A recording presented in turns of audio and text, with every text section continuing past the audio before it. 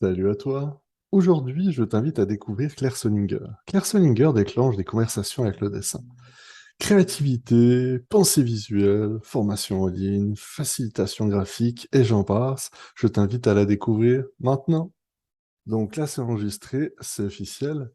Donc tu me disais que tu avais peur que je te fasse chanter. Donc ma question, est-ce que tu es riche, Claire? J'ai besoin de savoir. Alors, ça dépend ce que tu entends par riche, mais oui, je peux être riche de plein de talents.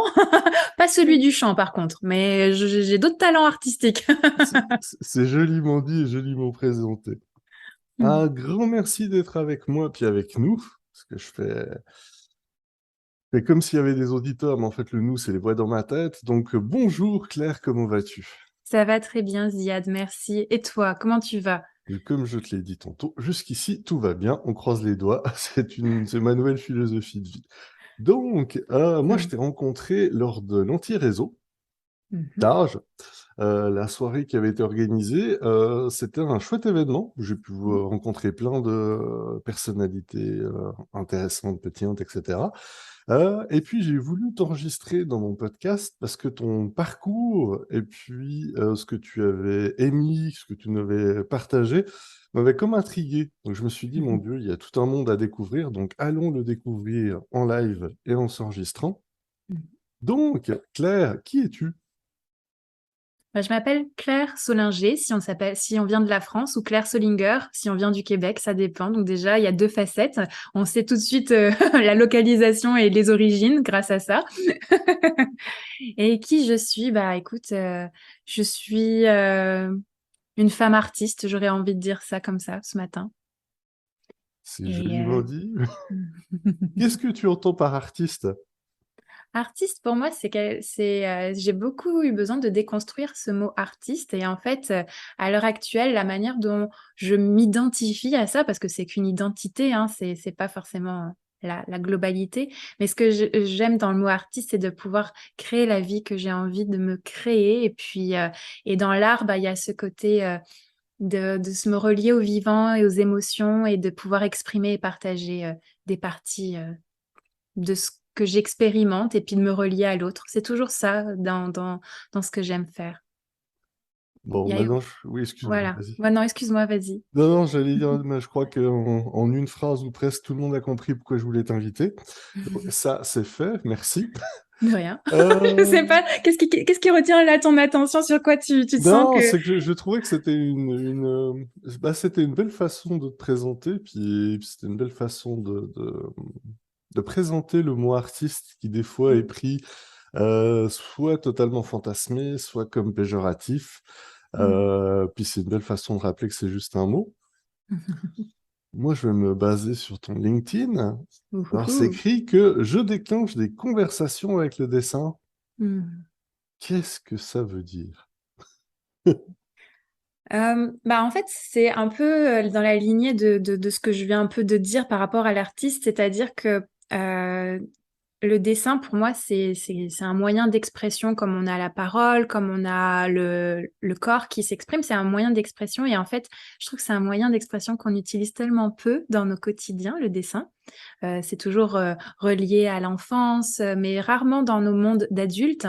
Et en fait, ce que j'apprécie particulièrement, c'est justement que ça déclenche réellement des conversations avec les autres, mais aussi avec soi, parce que quand on dessine, ça rend quelque chose de concret. Dans nos mondes où tout devient très intangible, je trouve que le dessin, ça remet beaucoup, beaucoup de présence et de concret, et ça rend les conversations tellement plus riches, parce qu'on a quelque chose sur quoi se baser. Enfin, si je rentre dans le côté plus professionnel, c'est ça que j'aime le plus, c'est de venir rendre du tangible dans l'intangible, en fait. Je Mais sais t'es pas si- tombée dedans en étant petite comme Obélix ou c'est venu sur le tard? Alors, c'est venu d'une manière je pense que c'est arrivé très tôt en moi parce que à 3 ans, j'ai perdu mon petit frère et suite à ce décès, ce deuil, j'ai arrêté de parler. Et la parole, c'était très compliqué pour moi de m'exprimer et je suis allée voir une psychologue pour enfants qui m'a fait dessiner mes émotions. Et je pense beaucoup à elle quand maintenant je suis adulte et que je transmets ça. Finalement, je me dis, j'ai eu cette transmission dès mon plus jeune âge et en fait, après, par la suite, j'ai toujours eu besoin de me me relier au visuel pour comprendre, parce que forcément, j'ai eu un bagage scolaire très compliqué. L'école, c'était très compliqué. Les mots, j'ai la dyslexie, tout ça, c'était... L'école était un endroit de torture pour moi. J'étais dans les dernières de classe. Enfin, vraiment, quand j'étais jeune, on me prédisait un avenir professionnel très mauvais, on va dire ça comme ça. Et donc, la confiance en moi était très basse.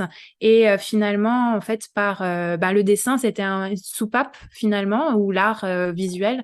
Et en fait, j'ai eu la chance de rentrer en école d'art. Et là, ça a pris toute une autre tournure. À mes 15 ans, là, j'ai vu que je pouvais exceller dans ce que je faisais, que je pouvais arriver à faire quelque chose. Et donc, pour moi, c'est là où j'ai compris que c'était vers là, en fait. Et moi, ma vie, enfin, je veux dire, mon professionnel ou ma carrière, c'est avec du visuel et du dessin. J'ai été designer graphique. Ça m'a convenu pendant un X nombre d'années. Après, je me suis sentie enfermée. J'ai eu besoin de plus de fluidité. Et maintenant, j'en suis à un moment où j'ai envie de partager et d'amener le dessin dans nos manières de travailler. Mais ça peut encore changer. Et je sais que j'ai envie d'exposer, de peindre, d'aller encore d'autres aventures que j'ai commencé, mais que j'ai pas fini. Et je me vois moi à 80 ans toujours dessiner, en fait. Toujours. C'est c'est vraiment cool. Je dis beaucoup trop cool ces temps-ci, mais je commence à assumer le fait que je suis redevenu un enfant des années 80. Ok, c'est bon, on y va, c'est cool. On va y aller comme ça. Hmm. Tu sais, souvent, on dit qu'il faut pas faire de sa passion son métier. C'est vrai qu'on dit ça. Euh, pour moi, c'est pas une passion, c'est réellement une manière de me soutenir, en fait.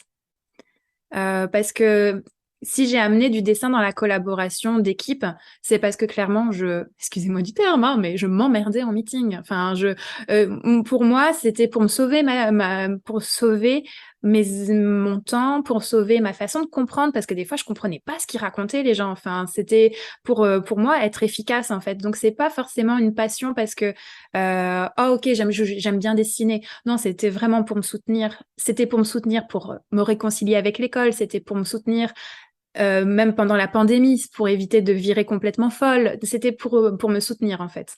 Le dessin, c'est me soutenir.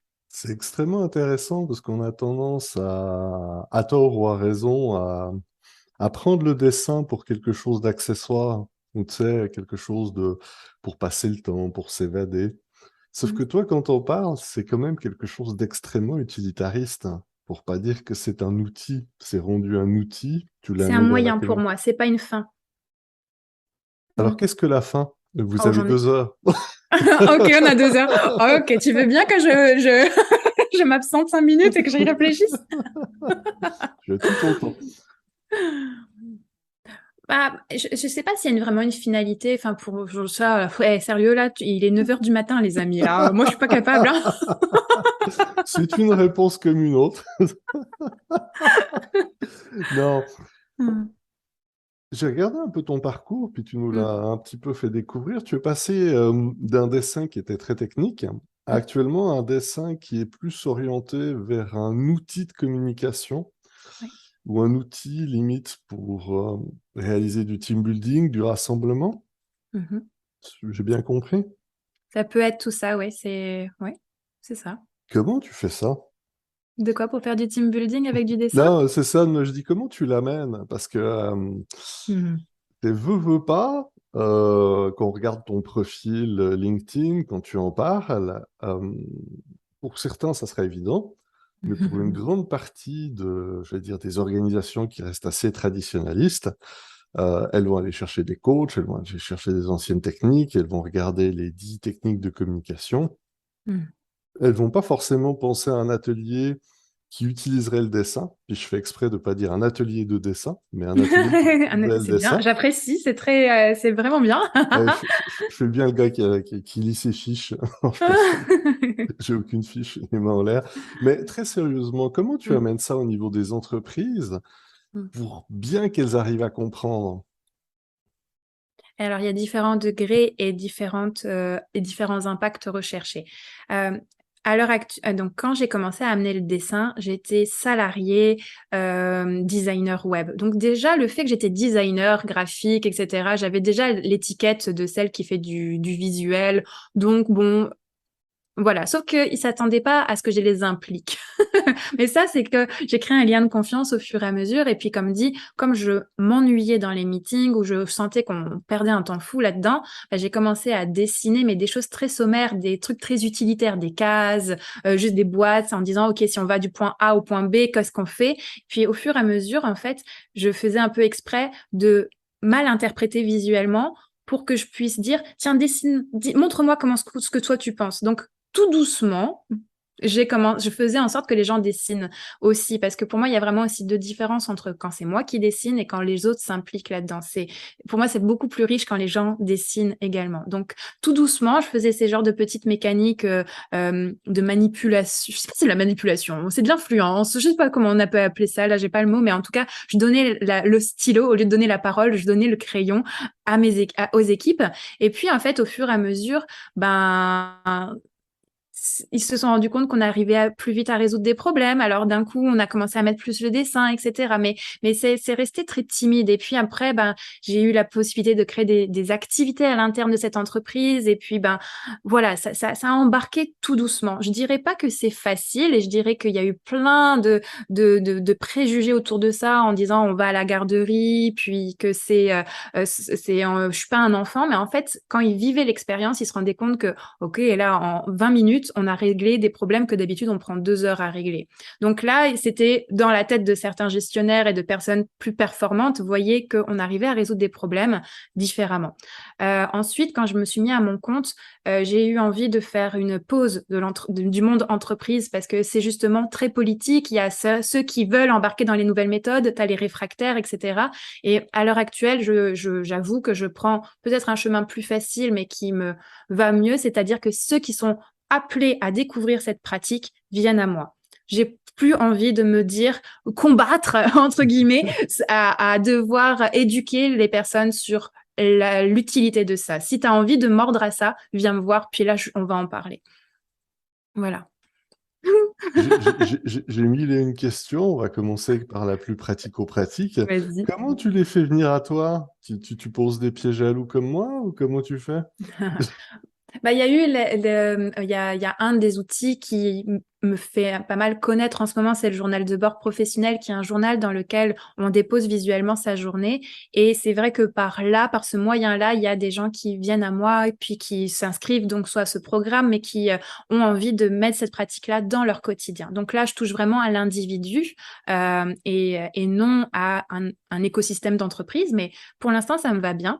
Ensuite, bah, ça déclenche après d'autres questions. Il y en a certains qui vont avoir envie d'avoir un coaching plus one-on-one avec moi ou qui vont avoir envie de se dire, ah tiens, mais je peux mettre ça dans mon entreprise. Est-ce que tu viendrais dessiner dans mon entreprise? Et là, ça m'est arrivé de me retrouver autour de 80 personnes à capter visuellement ce qu'elles parlent et puis d'en faire une fresque et de leur donner la fresque. Donc, tu vois, ça y va un peu comme un côté, une danse, entre guillemets, où je rentre par la personne et puis après, ça peut devenir une danse à deux, une danse à plusieurs.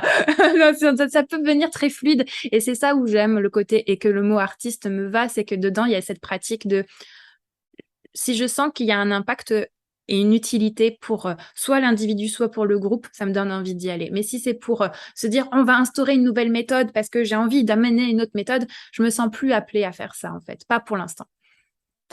Est-ce que tu dirais que comme tout artiste, tu es élitiste et torturé? Élitiste et torturé. Oh, alors élitiste, qu'est-ce que tu entends par élitiste? Je te renvoie à la question. Je veux dire, souvent quand on parle d'élitisme, ben, c'est que ce qu'on fait, personne n'est capable de le faire, ou qu'on fait partie d'une petite minorité qui fait extrêmement bien les choses, puis que la grande majorité peut pas comprendre, ou qu'on Hmm. détient un certain savoir, ou qu'on fait partie du carré VIP, ou puis Je me suis aussi. jamais identifiée à ça, c'est drôle. Non, non, je me vois pas élitiste du tout. Pour moi, le dessin, c'est quelque chose que j'aime. Je veux tellement démocratiser, enfin, rendre ça accessible, en fait. Et c'est aussi pour ça que je propose des fois des outils visuels. Enfin, tous les mois, il y a ce côté où je veux vraiment rendre ça accessible, comme dessiner un U et créer quelque chose. Je veux vraiment rendre ça accessible et facile. Donc non, loin de moi de me sentir élitiste. loin de moi cette idée. Donc tu es de gauche, je note. Non, je plaisante, je plaisante. Est-ce que tu serais perfectionniste par hasard?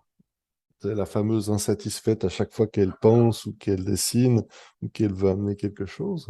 Alors, je pense que pour moi, il y a plusieurs degrés dans mon perfectionnisme. J'ai bien sûr du perfectionnisme. Par contre, quand je dessine, je n'ai pas ce sensation de perfectionnisme. C'est là où moi, c'est mon vrai terrain où je me sens bien parce que dans un dessin, j'ai aucun problème à gribouiller et à lâcher prise sur une feuille de papier. C'est tellement un espace dans lequel je me sens en sécurité globale que non. Par contre, oui, j'ai du perfectionnisme quand il s'agit de vendre mes services. Je veux chercher les bons mots, je veux avoir un bon message, je vais prendre plus de temps pour le côté transmettre, ça va me prendre du temps. Par contre, moi, face à une feuille de papier où tu m'envoies dans un événement et je dois aller dessiner, je me sens beaucoup plus libre en fait là-dedans. Donc voilà, J'hésite à attaquer un segment, mais je vais continuer à creuser un petit comme peu. tu veux. Quand je dis creuser, on s'entend, on va pas aller trop profond, on veut pas aller chercher du pétrole. Je trouve ça extrêmement intéressant et pertinent comment tu amènes le dessin, ce que tu fais. Mm. Et on va continuer à parler de comment redonner le pouvoir à la personne à qui on donne le stylo. Mhm. C'est nettement plus sympathique que manipulation 101. Ouais, ouais, non, je sais, mais j'avais pas d'autres mots à la moment Non, mais donné. c'est pas correct. Tu sais, on a tous entendu le traditionnel «je ne sais pas dessiner». Mhm. Je n'ose pas imaginer le nombre de fois où toi, tu as dû l'entendre. 99% du temps. Excellent. Noter les Mhm. statistiques, ça sera dans l'examen de fin de session. Qu'est-ce que tu réponds à ces personnes-là? Bon, bah là, j'ai différents brise-glaces qui permettent déjà de commencer parce que effectivement, on commence pas directement à dire, allez, tout le monde prend un crayon. Donc, il y a le côté où je fais exprès de pas comprendre et puis je donne un crayon. Puis, il y a le côté où si je veux que on fasse un dessin, parce que je veux que chacun dessine quelque chose, ben, je vais faire en sorte que d'abord, on commence juste à dessiner une ligne. Juste une ligne, ça vient de là aussi, hein, c'est le nom de mon entreprise, mais c'est vraiment cette idée. C'est qu'une ligne, on peut lui faire vivre exprimer plein de choses en fait. Donc il y a des petites choses comme par exemple je dis ok on prend une ligne, on a tous la même une ligne et il faut on en fait 5 différentes. Donc déjà juste de partir d'un trait et de se dire oh waouh je peux le faire de 5 façons différentes. Ok donc comment je peux faire 5 fois différentes choses et puis après ok bah déjà on s'est mis en action. Donc là les poignets ont commencé à se mettre. Puis en fait le dessin ça vient vraiment remettre de la présence. Euh, donc c'est aussi, je fais prendre en compte les sensations. Qu'est-ce que ça fait quand maintenant, on va faire une ligne énervée. On est en colère. Comment ça se fait? Comment on se sent dans notre corps quand on est énervé? Instinctivement, quand on est énervé, si on essaye de vraiment l'exprimer par le corps, on sent des angles, on sent une tension. Donc, quand tu vas faire avec un trait, tu vas mettre de la tension dedans. Donc, essayez de pas penser par le mental un emoji, par exemple, mais penser par le corps et l'exprimer par la ligne. Et donc là, d'un coup, je veux tellement casser ce côté, je réfléchis par ma tête et je dessine par ma main parce que quand on pense comme ça crée une friction, c'est obligé parce que le mental, il imagine un truc magnifique, grandiose, et la main, eh ben, c'est pas la réalité. Donc, de commencer à déconstruire ça. Après, forcément, le mental, il revient là-dedans parce que on l'exploite beaucoup trop et on est trop là-dedans. Et donc voilà. Mais c'est des petites choses comme ça qui permettent de montrer que, oh, ok, bon, bah, je peux me lancer, en fait. C'est vraiment ça. Je veux vraiment que les gens puissent se sentir, je me lance. Et puis, bien sûr, il y a le cadre que je pose en disant, critique pas, on juge pas, mais ça, en fait, les pires juges, c'est toujours eux-mêmes et soi-même, en fait, c'est à ce moment-là. Mais justement, ça déclenche des conversations super intéressantes parce que justement, on aborde l'auto-jugement, la vulnérabilité, la confiance. Et donc, de ce fait-là, c'est là où ça crée des team building super intéressants parce que dans une équipe, on va pouvoir se rendre compte que, oh, waouh, je me sens vulnérable, mais ça m'arrive aussi de temps en temps quand on est dans un contexte professionnel ABC ou tu vois, donc c'est là où il y a des conversations qui ont une saveur différente et que moi j'adore. C'est excellent, j'ai adoré. Puis c'est la transition parfaite pour je sais pas ce que tu vends, mais j'en veux au moins 3 kilos. Donc c'est l'instant passion. Parce que Oui. la passion, c'est bien, mais payer ses factures, ça aide aussi. Mm. Donc si on veut faire affaire avec Claire Solinger ou Solinger, comment on fait pour te joindre? Alors, pour me joindre, bah, c'est mon site, sur mon site web, justuneligne.com. Puis si c'est, donc là, sur le site, il y a quelques offres de services visibles, mais il y a beaucoup de choses invisibles parce que, ben voilà, je suis lente à rendre ça visible. Et que, ben, il y a aussi un côté maniable. Donc, par exemple, la facilitation graphique que je vais faire en entreprise, je le mets pas sur mon site web encore pour l'instant, tu vois. Donc, si j'aurais tendance à dire, si ce que je parle, ça résonne et que vous avez envie d'en savoir plus, le plus simple, c'est quand même pour l'instant, des fois, de m'écrire par LinkedIn, ma messagerie ou mon mail. Et après, à partir de là, des fois, je tisse des choses et puis je peux dire, ah oui, j'ai déjà fait ça et puis je peux le faire. Mais j'ai encore du mal à tout condenser dans un site web. Pour l'instant, ça se construit et j'accepte le fait que ça prenne un peu de temps à se construire. Voilà. Donc, vous savez quoi faire. Je mettrai évidemment Voilà. en commentaire, Mhm. non, excusez-moi, en description, les liens pour rejoindre Claire. Mhm. Si je me trompe pas, tu travailles en Europe puis en Amérique du Nord. Effectivement. Alors, en fait, à la base, je Oui. travaille au Québec, ok? Ok. Sauf que, ben, ça m'arrive depuis la fin de la pandémie de rentrer en France et en fait, c'est étrange, mais étrange ou non, mais j'ai beaucoup de clientes françaises et donc quand je suis rentrée, ben, j'en ai rencontré. Je me suis dit, bah, c'est l'occasion de les rencontrer et puis, bah, de ce fait-là, de créer des collaborations et puis donc de ce fait-là, c'est pour ça qu'il y a un lien entre la France qui est en train de se construire et que ça me remplit le cœur en fait de pouvoir faire des ponts. C'était pas dans ma stratégie du tout, si on pourrait appeler ça. Enfin, c'est arrivé comme ça et c'est très chouette. Je suis heureux de l'entendre, puis je suis vraiment heureux pour toi. Quid du volet culturel? Parce que vu que tu utilises le dessin, Mm. plus toutes les techniques secrètes de ta boîte, je dis de ta boîte à outils, Mhm. est-ce qu'il y a des différences au niveau culturel, au niveau du traitement, ou vu que le dessin reste quelque chose d'universel, ben, en fait c'est la même chose? Tu parles entre culturel, entre la France Entre... et le Ouais, Québec? typiquement, ouais. Euh, la peur de dessiner la même. Hmm. Mon 99%, il est valable sur les deux continents. Donc bon, après j'aurais tendance à dire que euh, il y a des différences dans la façon d'aborder les choses, je pense, mais j'ai encore du mal à pouvoir l'identifier clairement, donc je vais pas m'aventurer là-dedans. Je suis encore en observation de ça également, mais mais je dirais peut-être que la facilitation graphique m'a l'air plus développée en France qu'au Québec, dans ce que je peux voir, dans ce que je peux ressentir. Euh, mais mais ça reste quand même un médium, enfin une manière de communiquer qui reste quand même avant-gardiste dans les deux côtés et qui a son même lot de jugement en disant mais là pourquoi on va passer par le dessin? On a la parole, on a les mots, c'est tellement plus rassurant et facile et les chiffres hein, bien sûr. Et donc voilà, on va rester dans ces genres de choses et le dessin c'est pour nos enfants. Alors c'est noté. Moi, ce que je Mm. note aussi, c'est que tu viens de nous livrer un moyen pour terroriser tout le monde. C'est un stylo et du papier. Dessine, dessine. Non, je sais pas. Dessine, je t'ai Oh, dit. dessine, vas-y, vas-y. Allez, on Vas-y, n'a pas le dessine. choix. Allez hop, 99% des gens ont peur. Dessine. Ok.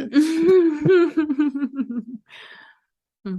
Mais c'est quand même assez étrange, hein, parce que c'est la chose qu'on a fait quand on a commencé par dessiner avant d'écrire et de lire. Hein. Oui, oui. Est-ce que tu as un début d'explication?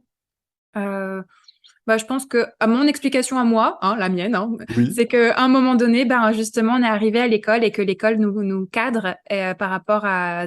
Enfin là, il faut apprendre à lire, à écrire. Puis une fois qu'on rentre là-dedans, ben, on oublie un petit peu ces choses que notre intuition d'enfant, en fait, on la perd. Et puis après, il y a l'adolescence. Et puis après, bah, c'est fini, quoi. Quand tu parles, tu fais très esprit libre. Tu sais, tu es contre la dictature des cases, t'as l'air très en contrôle de ton destin, de savoir ce que tu te veux, etc. Est-ce que c'est Hmm. vrai ou pas? D'être en contrôle de mon destin? Ouais. Enfin, t'as l'air de vraiment savoir où c'est que tu t'en veux depuis que tu as intégré une école d'art à 15 ans, puis que le dessin est comme apparu comme une évidence pratique. Ouais. Je... Bah ouais. Mais de toute façon, même, enfin, ma mère, elle pourrait témoigner en disant, non, mais de toute façon, depuis que tu es jeune, tu nous as dit, moi, je serai pas derrière un ordinateur, je dessinerai. Et ça m'a rendu tellement triste quand j'ai dû être designer et que je devais être derrière un ordinateur. Pour moi, l'ordinateur, c'est un c'est un moyen, mais c'est aussi un tu créatif terrible. Si on regarde ça juste sur une petite boîte et on revient sur les cadres, hein, esprit libre, et que la feuille, ça peut donner beaucoup plus de liberté. C'est quelque chose que je cherche, hein, cette légèreté, la liberté et de joie en fait, parce que tu vois des choses entre tout, visibles en fait, et en fait, je sais pas où je m'en vais là, mais bon, voilà. C'est pas grave, je te suis. À date, le chemin est vraiment le fun, donc je te suis. Mais oui, non. Après, oui, j'en suis convaincue parce que de ce chemin-là, parce que je je me vois pas faire autre chose enfin le visuel en fait, parce que bon, on me parle là de dessin, mais j'aimerais juste mettre une petite astérix visuelle, hein, dans le sens que c'est mettre forme par la vue. J'écris beaucoup aussi. Je fais de la peinture. Pour moi, ça fait partie du mot dessin, et dessin, c'est pas juste un crayon noir sur une feuille. Pour moi, c'est ce que je dis dessin, mais en fait, en soi, j'ai fait des ateliers sculpture dans une entreprise, tu vois. Donc, c'est le visuel, c'est la vue, en fait. C'est le sens de la vue qui reprend plus de force, en fait, je dirais. Tout le monde a compris? Ouais, Visuel, je suis pas sûre, pas hein. dessin. Je ferai un tour de table après. Lors de notre Aïe, aïe, première aïe. rencontre, pour Mm. préparer cette émission, je vais utiliser le terme générique, tu me parlais de ta philosophie de vie. Ah oui, j'ai fait ça, moi. Oui. Oh mon Dieu, qu'est-ce que j'ai dû raconter à ce moment-là? Je m'en souviens plus. C'est un peu la question que j'allais te poser. Tu m'as dit, j'ai une philosophie de vie particulière.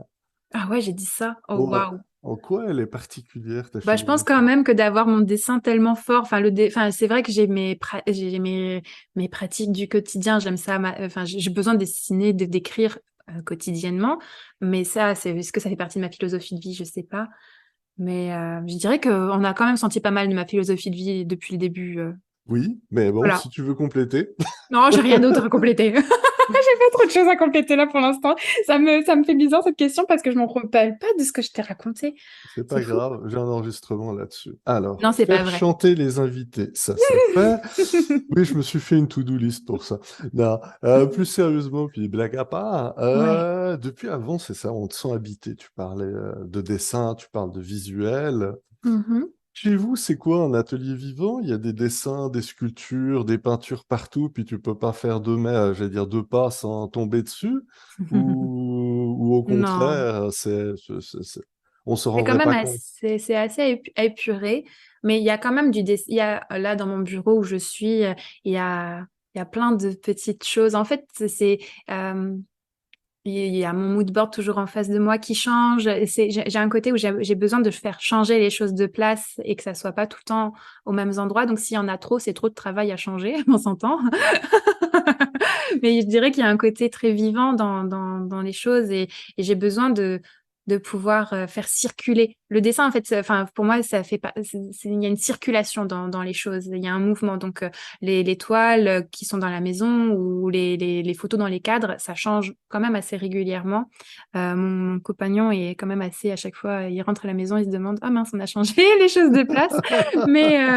Mais, non, et puis, je dirais, je dirais que oui, forcément, on peut peut-être sentir il y a quelque chose d'artistique dans la maison, c'est certain, mais après, C'est pas un atelier.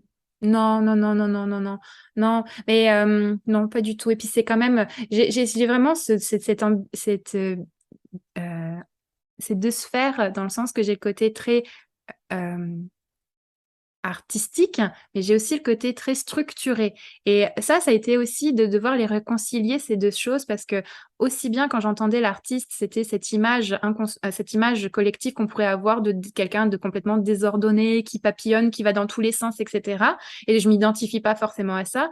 Et le côté très structuré, très performance, et en fait, je l'ai beaucoup aussi, ça. Il y a un côté très c'est rangé, quoi, tu vois. Donc, c'est rangé, je sais où je vais. Et en même temps, il y a ce côté artistique. Et donc, des fois, il y en a un qui prend plus le devant que l'autre. Et en même temps, c'est ce qui me fait parfois aussi enfin, pas parfois, je vais essayer de prendre complètement ma confiance là-dessus. C'est ce qui fait aussi ma force, c'est de pouvoir jouer entre les deux et de comprendre les personnes rationnelles qui ont besoin de structure et de cadre, parce que je le comprends. Moi-même, j'ai besoin d'être structurée et cadrée. Si ça part dans tous les sens, je suis pas bien, en fait. Donc, et en même temps, si c'est trop cadré, je m'emmerde aussi et j'ai besoin de liberté. Donc, c'est vraiment ces deux sphères qui cohabitent quotidiennement et des fois, elles sont fatigantes, mais elles cohabitent ensemble. On essaye de vivre ensemble, en tout cas.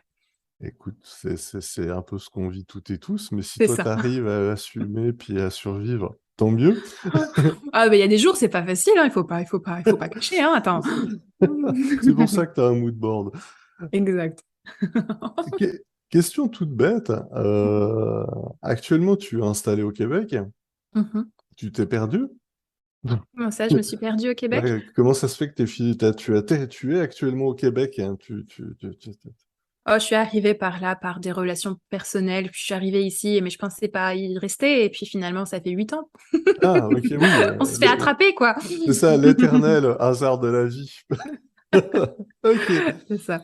Ah, je me posais la question si c'était, bah, tu as répondu, le hasard de la vie, ou si c'était autre chose, ou si c'était parce que, tu sais, souvent on parle de Québec et surtout de Montréal comme ayant une atmosphère particulière qui plaît énormément soit aux J'avais pas du esprits tout libres. l'idéalisation de venir au Québec. J'ai jamais eu cet Eldorado de me dire, oh waouh, j'aimerais vivre en Nord-Amérique ou non, non, du tout. Je suis arrivée là parce que je suis arrivée là et j'étais aussi très bien en France. Donc c'est ça aussi. J'avais pas le ras-le-bol de la France où j'étais pas bien. Non, je dis souvent que la France m'a donné mes racines, le Québec m'a donné des ailes et ensemble, bah, on essaye de faire quelque chose. Voilà.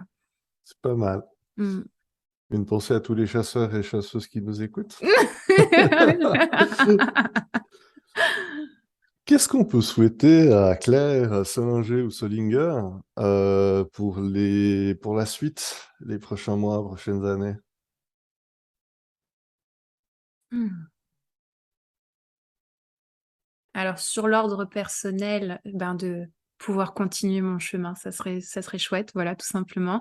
Et sur l'ordre collectif, de pouvoir, dans l'ordre collectif, de pouvoir amener de plus en plus de personnes à se dire, tiens, je peux ouvrir des nouvelles portes dans ma façon de travailler, de voir le monde, et puis que c'est correct de mettre plus de créativité dans son quotidien. Ça fait pas de moi quelqu'un de irrationnel, et que justement on puisse se dire, c'est pas que de l'ordre de la passion, mais que c'est un outil pour me supporter et que de me soutenir et que j'ai envie d'aller là-dedans parce que je sens que ça, j'ai envie d'ouvrir cette porte-là et d'oser le faire. Merci. De rien. Enfin, j'adore notre échange depuis avant, puis je pourrais discuter avec toi pendant des heures, mais va falloir que j'aille manger un moment ou un autre, puis toi, tu as des choses à faire. Hmm. Je vais avoir trois questions pour toi, dont Youhou. une qui est la plus importante. Est-ce que tu as une anecdote à nous conter sur un de tes ateliers? Quelque chose d'un peu incongru, qui t'a Incongru. surpris. La dernière chose qui t'a surprise dans un de tes ateliers où tu t'es dit, OK, Hmm. Hmm. Hmm, hmm, hmm, hmm.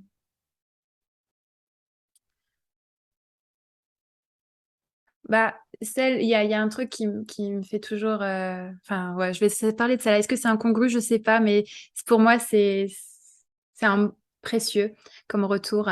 Bah, justement, une de mes clientes qui fait le journal de bord et qui dessine sa journée et qui finalement en fait, quand elle va chercher son enfant à l'école, après, le soir, ils parlent de leur journée, mais ils font un dessin ensemble. Et pour moi, ça, c'est quand après elle me raconte en me disant, j'ai mieux compris ce que mon fils a dans la tête ou ce qu'il vit. Pour moi, ça, c'est précieux parce que justement, peut-être que ça fait référence à mon histoire personnelle, mais de savoir qu'il y ait des parents qui arrivent un peu mieux à communiquer avec leurs enfants en étant passés par le professionnel finalement, mais que ça fait des liens dans le privé pour moi, et qu'après de le privé, ça passe des liens dans le professionnel et que finalement tout ça, ça circule. Pour moi, ça c'est mes bonbons précieux. oui, encore une fois, je vais dire c'est cool. Non, c'est vraiment cool. Puis je te remercie pour ce partage. Si tu avais un conseil à donner au plus grand nombre, aux futures générations, quel serait-il? Aux futures générations ou au plus Dé- grand nombre. Débrouillez-vous. Ok, alors je Non, note. non, non, non, non, non, laisse-moi infuser là. Ah non, non, ça marche pas comme ça. Il faut que tu lises le script, Claire. On s'était entendu. Ah oui, alors c'était quoi? Ah oui. Voyons, ce n'est absolument pas spontané comme échange. Page 24, ligne 7. Ok, Hmm. on peut reprendre. Donc, Claire, qu'est-ce que tu donnerais comme message au plus grand nombre? Ta fameuse bouteille à la main. Hmm. C'est pas la meilleure des choses peut-être, mais coupons les écrans 5 minutes. Voilà. Alors, c'est noté. Moi, personnellement, je le ferai un peu plus tard parce que sinon, on risque de plus trop se voir, ce qui Ouais, peut je être un sais. peu compliqué.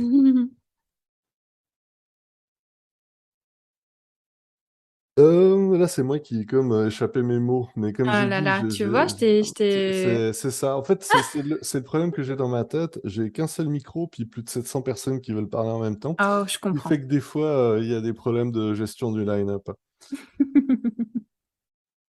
Est-ce qu'il y a quelque chose que tu aurais voulu nous dire ou nous partager? Tu sais, la fameuse question que j'aurais oublié de te poser, auquel tu aurais voulu répondre? C'est le fameux petit segment pour éviter les regrets. C'est souvent qu'on discute, qu'on échange lors Ouais, d'un mais ça interview. va arriver dans quelques minutes. Là, je n'ai pas le regret. Ah, c'est joliment dit. Donc, je mets un point dans ta... Je dis Yeah. un pour Claire. Donc, à mon Mhm. tour de reprendre la barre. Mhm. Claire, un grand merci pour cet échange. Je Merci à toi. pense que c'est évident que tout le monde a compris pourquoi je voulais t'inviter, puis échanger un petit peu avec toi. Mhm. Je suis très content parce que pour moi, c'est à la fois une découverte, puis c'est sûr qu'il y aura une suite, comme je le dis souvent aux gens que j'invite. Il est sûr que je te réinvite, soit dans le cadre de ce podcast-là ou d'un live, parce que tu as tellement de belles choses à nous partager, puis à nous raconter, puis un avis sur certains éléments que j'ai le goût d'aller creuser. Mais comme je dis, il n'y a point de bonne compagnie qui ne se quitte. Donc, Oh là là là là. Claire, un grand merci de la part de moi et toutes les voix dans ma tête. Merci à toutes tes voix et à toi aussi alors, et puis à toutes celles qui étaient dans la mienne aussi. Ex- Waouh, on ex- était nombreux ce matin. Excellent. Heureusement qu'il n'y a pas de loyer à payer. Ouais. Euh, donc, comme à chaque fois, je vais te laisser le mot de la fin. Et encore merci, Claire, c'est à toi de jouer. Le mot de la fin, mettez des couleurs. Voilà. Et voilà, c'est déjà fini. Un grand merci à toi pour ton écoute et à bientôt. Bye bye.